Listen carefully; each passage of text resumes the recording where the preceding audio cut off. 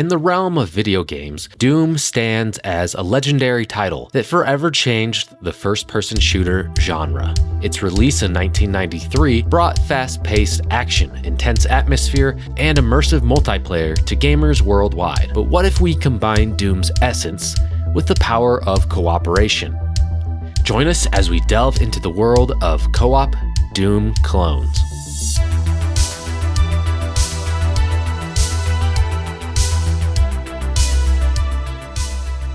Gloom, a first-person shooter game for the Amiga. It aims to capture the look and feel of Doom on the PC. It offers a 3D shoot-'em-up experience with high levels of violence. Players find themselves in a futuristic maze reminiscent of the film Aliens, facing numerous enemy soldiers, madmen, and powerful robots. The game provides options such as split-screen co-op, allowing players to team up and navigate the challenging levels together. Gloom impresses with its smooth graphics and intense action, although sprite variety and speed may suffer in later levels. While not a direct match to the PC version of Doom, Gloom stands as a commendable attempt to bring a similar gaming experience to the Amiga platform. However, when you play it in split screen, the screen size is pretty small. But there is a Gloom Deluxe version that came out a few years later that gives you more customizable options to up the resolution, the textures, and the screen size. And it actually shows your hand just like in Doom when you're aiming and whatnot. But regardless, for what it is,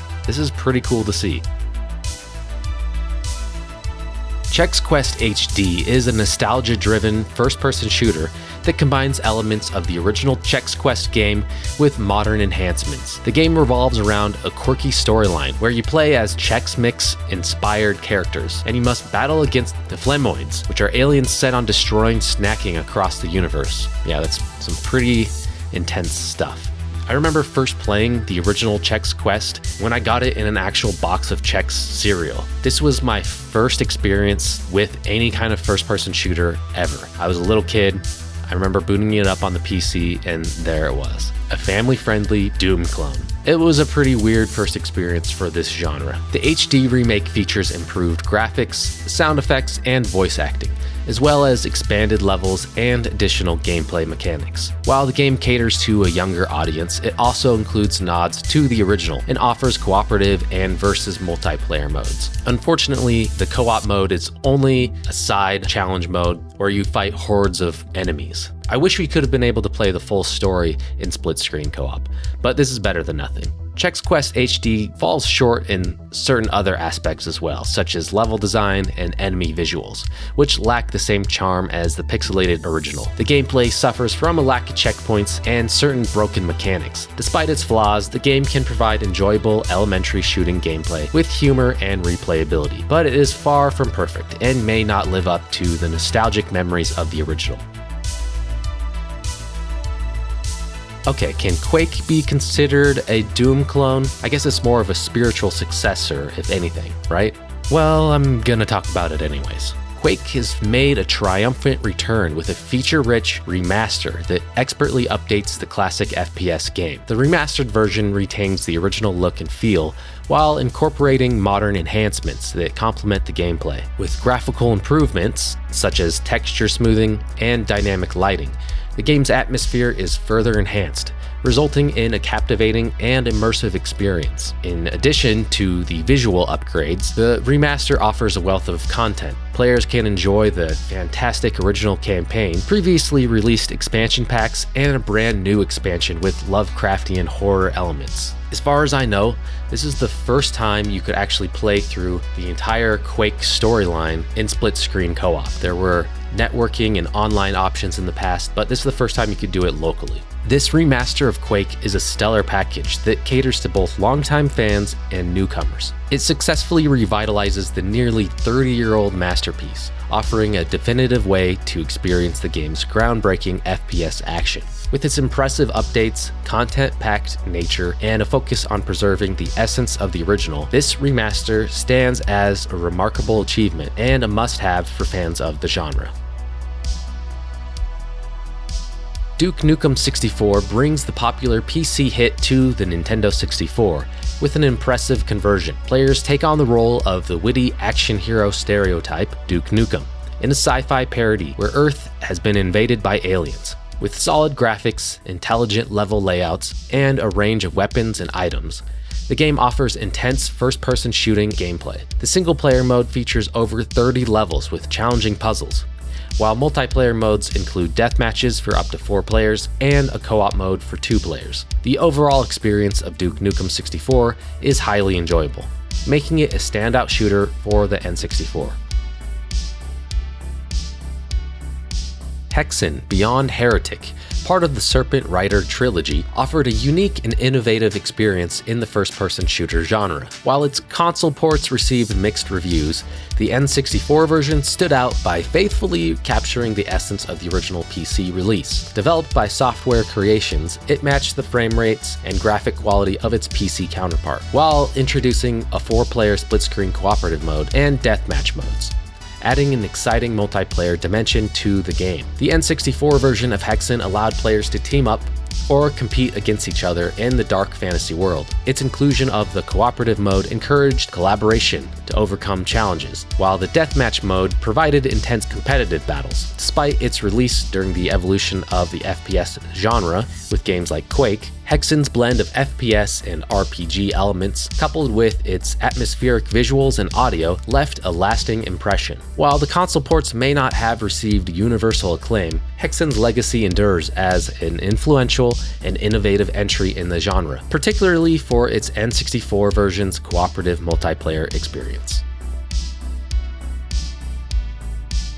Zero Tolerance, a first-person shooter for the Sega Genesis, defied expectations by delivering a unique and ambitious gaming experience. Despite the console's limitations for FPS games, Zero Tolerance, developed by Technopop, garnered a cult following. Due to its creative approach, players assumed control of the elite squad of 5 commandos known as Zero Tolerance, embarking on a 3-part campaign to eliminate alien threats. The game featured a whopping 40 levels, offering a risk versus reward gameplay dynamic where players could choose to spare foes or defeat every single alien for valuable passwords. Each member of Zero Tolerance possessed unique starting equipment and abilities, adding depth to the gameplay and encouraging strategic choices. However, the lack of variety in level design and slow pace hindered the overall experience, despite impressive visual effects and an excellent map system. The ambition of Technopop extended beyond the game itself, as they went the extra mile to enable a cooperative multiplayer experience. Through a link cable and 2 Genesis consoles, players could enjoy cooperative play, and this was just unheard of for the time. When it came to home console gaming, you never saw system linking whatsoever. So this is just so cool to see, and it makes for a unique experience. Technopop even provided schematics for players to create their own cables. While Zero Tolerance saw a release on Steam in 2020 and a collection that came out on consoles, little else has been done with the franchise. A sequel titled Beyond Zero Tolerance was in development but remained unfinished, with a prototype released online by Technopop. This prototype showcased new levels, enemies, and weapon variations, as well as improvements to the map system and gameplay mechanics. However, without substantial evidence of greater level variety, the impact of the sequel remains uncertain. Deathmask is another Amiga game that tries its best to emulate the success of Doom, offering players a first-person shooter experience set in a futuristic world. As rat mutants and members of the Deathmask military corps, players are tasked with defending their home planet against invading aliens. The game boasts impressive graphics, atmospheric sound effects, and even includes a 2-player option for cooperative play. However, despite its initial promise, Deathmask falls short in terms of gameplay. The collision detection is flawed, resulting in inaccurate hit detection, and battles lack depth and strategic elements. The levels lack variety and fail to provide surprises or engaging puzzles. While it showcases the potential of the Amiga platform in the Doom genre, Deathmask ultimately disappoints players with its lackluster execution. I would stick to Gloom when it comes to Amiga Doom clones. That one's quite a bit better. Deathmask fails to deliver on its initial excitement, leaving players unsatisfied with its gameplay experience.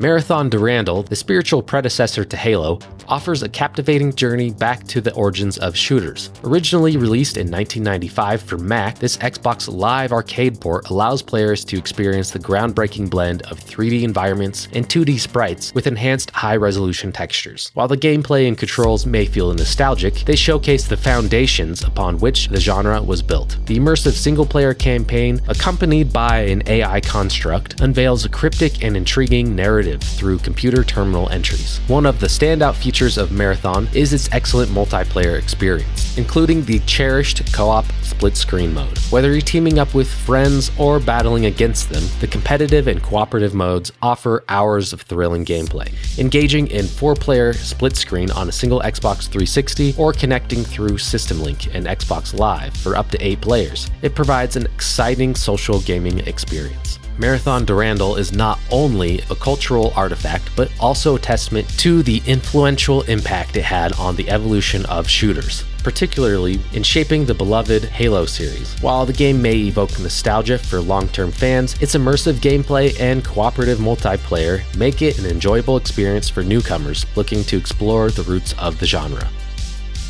What are some other local co-op Doom clones that we didn't mention? What are some of your favorites?